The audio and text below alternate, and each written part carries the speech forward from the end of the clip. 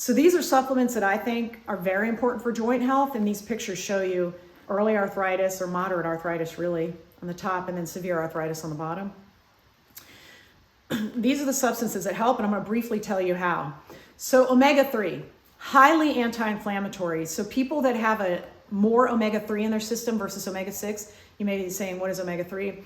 It's a polyunsaturated fatty acid that is found in things like fatty fish, like salmon, mackerel, herring.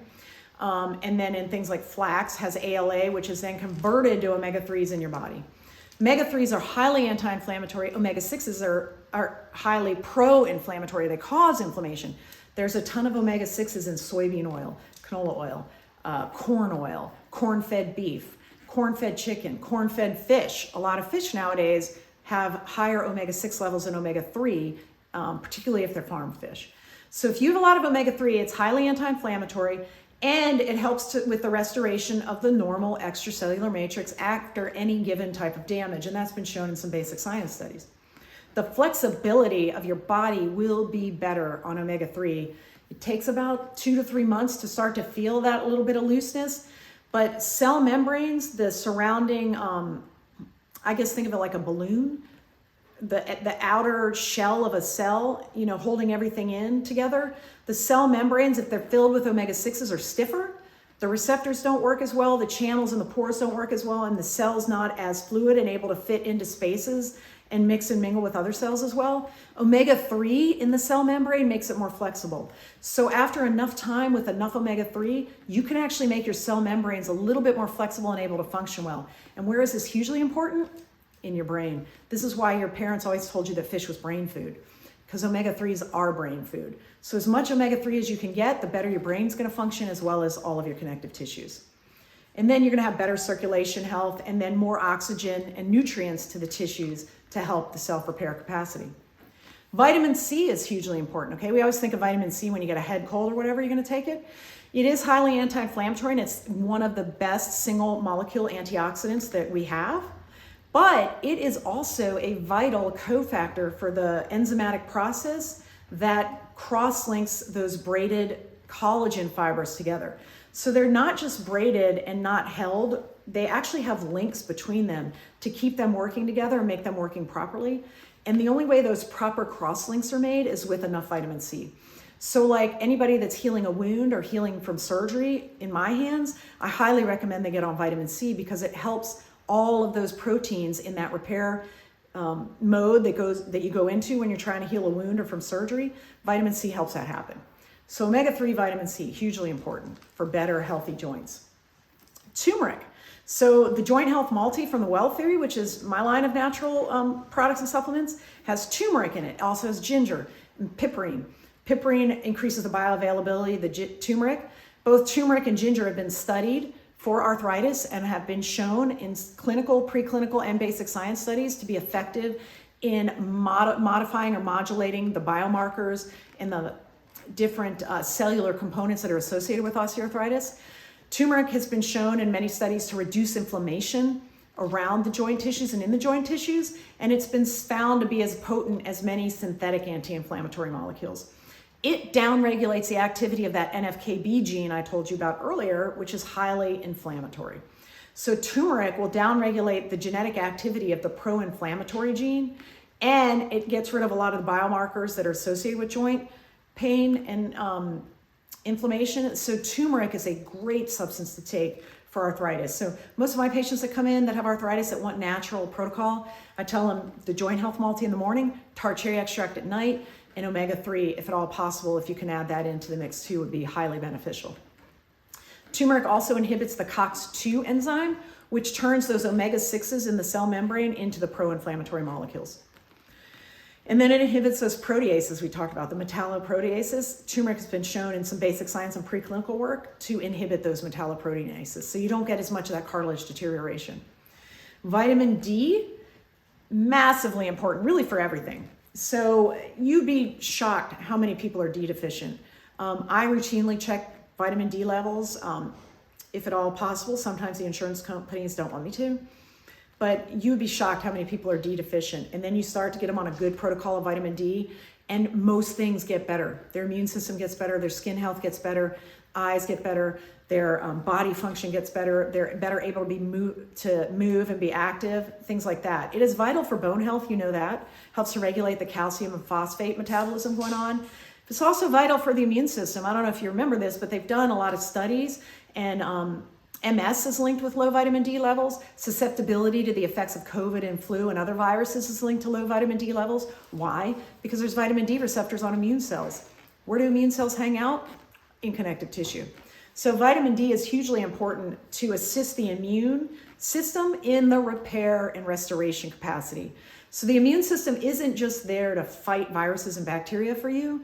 It is also there to clean up anything damaged or messed up in the system, get rid of it, recycle what needs to be recycled, and help bring in the remodeling proteins and the signals to the extracellular matrix. So vitamin D, hugely important if you want to have healthy joints and a healthy musculoskeletal system. Okay. Magnesium and zinc, also hugely important. Zinc is a cofactor for hundreds of enzymatic reactions.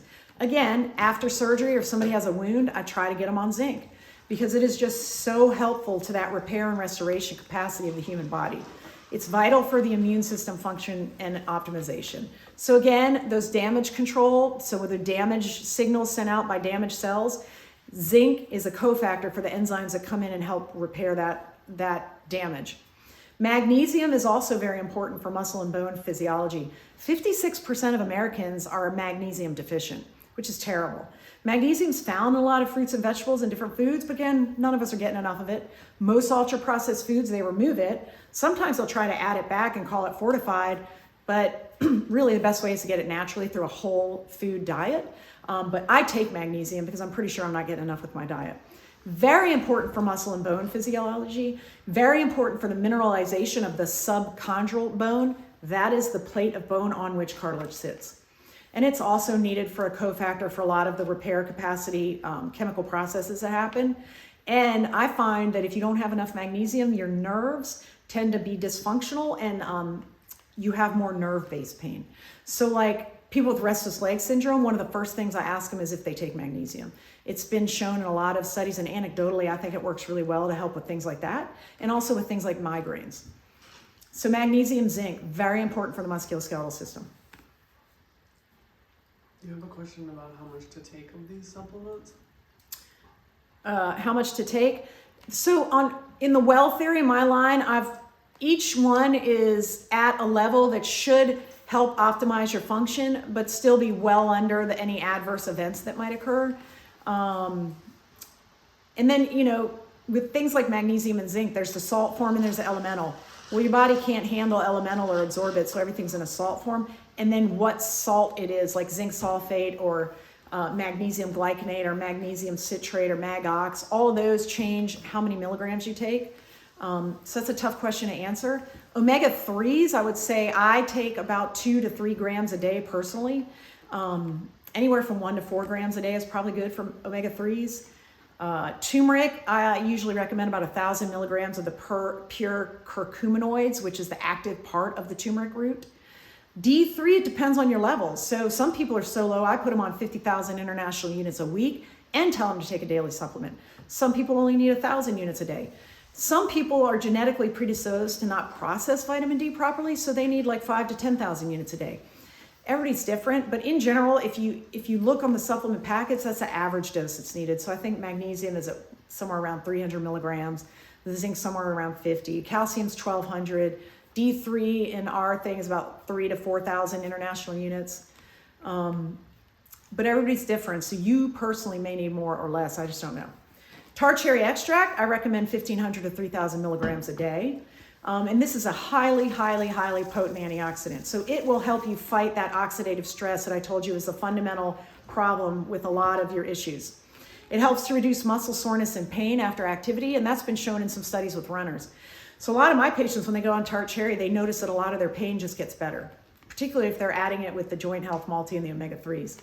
It's a known way to help remedy the symptoms of gout because it'll pull uric acid out of the system and urate, so you won't have those deposits of those painful crystals in your joints, and it reduces inflammation in joint tissues. Tart cherry extract is extremely beneficial to your health overall, I think. Some people ask me, why can't I just eat cherries or why can't I just drink the juice? You could do that. I think if you want to eat 150 to 200 to 300 tart cherries a day. That's reasonable. You're going to get a significant amount of fructose with it, but at least that comes with fiber. But I would not recommend the juice because that's effectively just straight up fructose, which is highly pro-inflammatory. So I'd take the extract, which has been extracted from the tart cherries themselves. I don't drink the juice because the juice is just pure fructose, which is really just terrible for you. Somebody has a question on tart cherry about, We have a question. like, is it safe to take it for an extended period of time, say for years without stopping? They read it might be, yeah, They read it might be what? might not be good to use it for a long period of time. Okay. Somebody asked, can they take tart cherry extract for years, or is that bad? So apparently they've been taking it for a number of years, but they read somewhere that if you're on it long term, it might be bad. I mean, if you ate cherries every day for your entire life, I don't think anybody would say that was bad for you. So I think with any of these natural things, if you're taking an appropriate amount, it's just like if you were eating it, right? It's just in a slightly more concentrated form. So I don't particularly ascribe to that point of view. What I will say is some people's systems respond better to cycling. So like you might want to take tart cherry extract 4 months, take a month off, 4 months, take a month off, something like that, where you cycle and oscillate.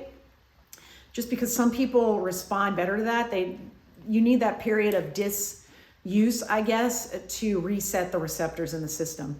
But tart cherry extract in and of itself, I've read no reports of adverse events from being on it long term. I take it every day as well and have been doing that for years. I don't notice anything and all my biomarkers are always good and I never have pain and I sleep well. So I think in theory, perhaps, but in reality, probably not. Ginger, we kind of already talked about. It's been studied head to head against things like ibuprofen and Aleve, and it works just as well for joint pain. Ginger is a good thing too because it actually helps with digestion. So if you take ginger extract, or you notice they give you pickled ginger when you eat sushi, it just helps cleanse the palate and help your digestive system. So a lot of these anti-nausea natural remedies are going to have ginger in them. So I'm a big fan of ginger, and I've combined it with the turmeric and the joint health multi for you guys. Next. Do you have any thoughts on ice baths? Do I have thoughts on ice baths? Yeah, I'm a huge fan of ice. I try to remind people about ice. Most people forget ice. Ice is one of the most natural, fundamental ways to treat joint pain there is. It's like a cold plunge question. Yeah, like a cold plunge thing. I cold plunge every day, but I do it more for the longevity and brain health benefits and the stress management and ability to withstand stress, or the resilience aspects of it and the mental health benefits. Again, because I do all this other stuff, I don't have a ton of pain per se, but ice baths, obviously, every professional sports team in the world, their locker room is filled with ice baths for a reason. It reduces inflammation, it increases levels of dopamine and catecholamines in the brain, and it gives you sort of a sense of well-being while it diminishes the inflammatory response to any acute thing that may have happened on the field. And it lowers inflammation overall. So ice baths are a great thing. If you can stomach an ice bath, I'm a big fan. Okay, so these are more longevity molecules, but they too will help your joints function better. Resveratrol and NMN, nicotinamide monodinucleotide, I think is the molecular name. NMN effectively becomes in a one-step chemical reaction in your body, NAD. NAD is one of the electron shuttles or carriers between the food you eat and the mitochondria. Levels of NAD drop as you get older, so supplementing with NMN helps your mitochondria maintain its health and maintain the ability to fight off the reactive oxygen species or oxidative stress and reduce inflammation. It promotes the more effective use of glucose, so that helps with insulin resistance. So NMN is a great thing to take as we get older to fight off the effects of cellular aging and mitochondrial dysfunction. Resveratrol, same thing. It upregulates the sirtuins, which are DNA repair enzymes, and NMN helps with that as well. And then that, of course, helps with your repair and restoration capacity. And they've actually studied resveratrol with Mobic, I think, in a study for osteoarthritis pain. And the people that took resveratrol with the Mobic did better than the group with just Mobic. Mobic being a prescription anti-inflammatory. So resveratrol is one of the longevity molecules. It's been associated with longer lived lives in preclinical or animal studies, as has NMN. So there's a lot of work being done on these molecules in the anti-aging world, but for our purposes, they'll just make your body feel really good now, and you have the potential benefit of longevity.